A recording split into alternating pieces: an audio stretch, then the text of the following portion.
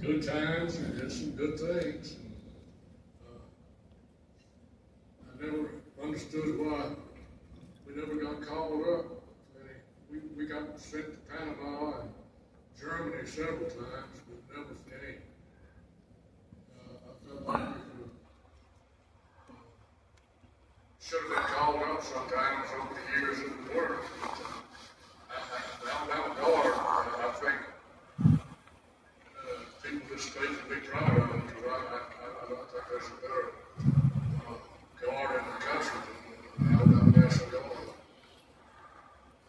Other questions? Can you give us an update on what Doug Jones is doing these days? An update on what Doug Jones is doing.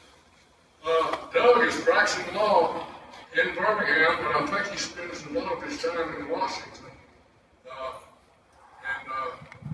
Time to time, he and I get a little program on those bombings. Doug does things I can't do, like work computers and put pictures on the screen and things like that. So we go around and give a little program. Doug does all the things, exhibits, visual exhibits, and audio exhibits. And we could join doing that over here. We gosh, come California, Hawaii, Boston, one in the country, another. See, you did get those good trips that you. Do you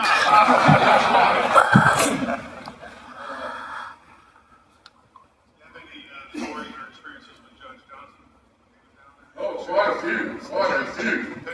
Judge Johnson. Frank Johnson. Judge Frank Johnson. One of the greatest people I ever knew in my life. Youngest son is named Frank Johnson Baxley, and that shows what I think of him. In college, he and Governor Wallace were good friends, but they did not remain good friends. Governor Wallace went all over saying that Judge Johnson was from Winston County. It was a North Alabama Republican. There weren't very many, and 90% of them were probably from Winston County. Winston County, a lot of people don't know this, but they seceded from Alabama when Alabama seceded from the Union. And the people from Winston County formed a company, or maybe even more than a company, soldiers in the Union Army. Judge Johnson had a picture of his ancestors who was fighting the Free State of Winston. Division or company or whatever it was, battalion. Judge Johnson, Judge Richard Reeves was a big influence on Judge Johnson. And my second youngest son is named Richard Reeves Baxley. And my third youngest son is named Robert Vance Baxley. He's my friend that was a federal judge that was killed by a bomb in the mail. My three youngest sons are raised for federal judges. I thought the world of Judge Johnson. I thought he's one of the greatest judges ever, and one of the greatest people ever. It's a shame that I think Wallace, in way later years, tried to send messages and make up a little bit. Wallace said, like I said, I think we need to give federal judges a barbed wire animal, Wallace. Judge Johnson never would accept an apology or never return.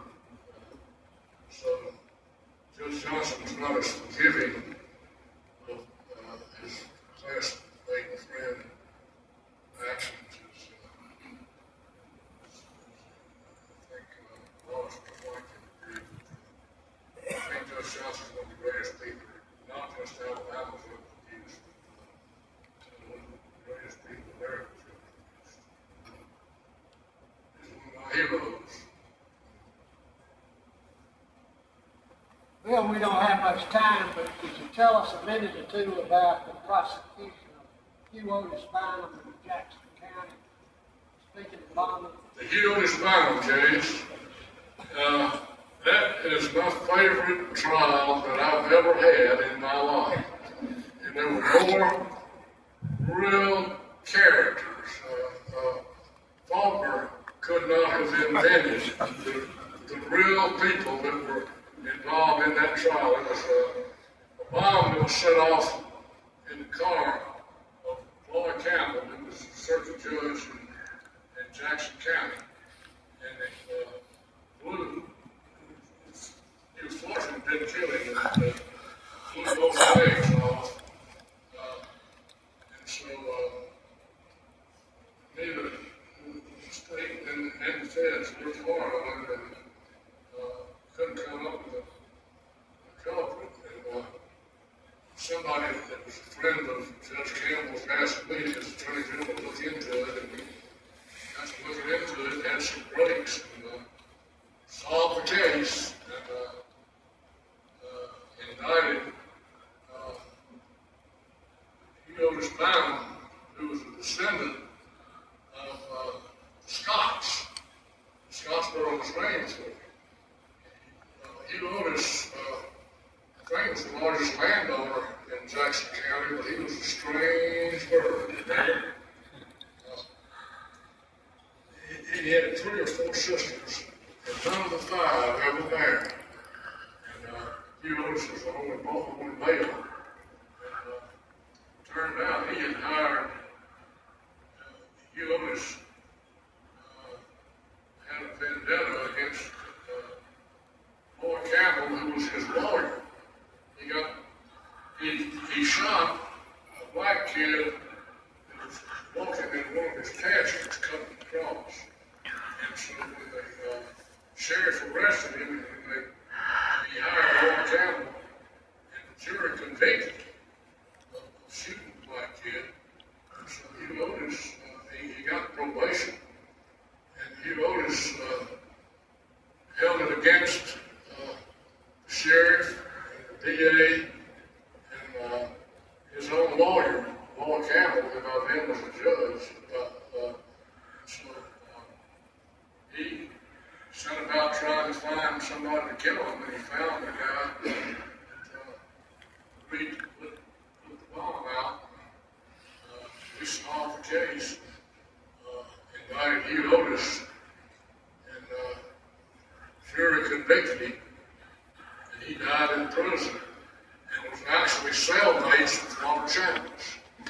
And so that was the most interesting case that I've ever tried or ever read about. And there's a guy that wrote a book called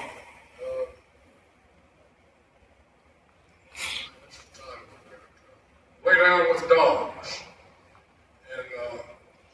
And it's published, I think, by the University of Alabama Press. I think it might be out of print. It's a well-written book. The guy, the newspaper went over it in Scottsboro. And I read the book, and he's absolutely questioned everything that he had. So if you ever find a copy, I think you'd enjoy reading it. But Jackson County is an interesting county. Scottsboro is an interesting place. And all came together in that trial. It is my favorite trial I've been a part of. One more question? Yeah, we listened to Bill, and I think we all understand the character. Talk about one more thing. I'm going to anyway. And that's his bravery and his strength. I remember kind of playing instinct so strong when he started to investigate. Birmingham bombing, killed a little girl in church. And they sent him a letter saying what they were going to do to him. In essence, they were going to kill him if he didn't stop. Now, Bill doesn't want me to tell this, but he sent him a letter back on the Attorney General stationery. He said something that he later said he shouldn't have said it because his mama wouldn't like it.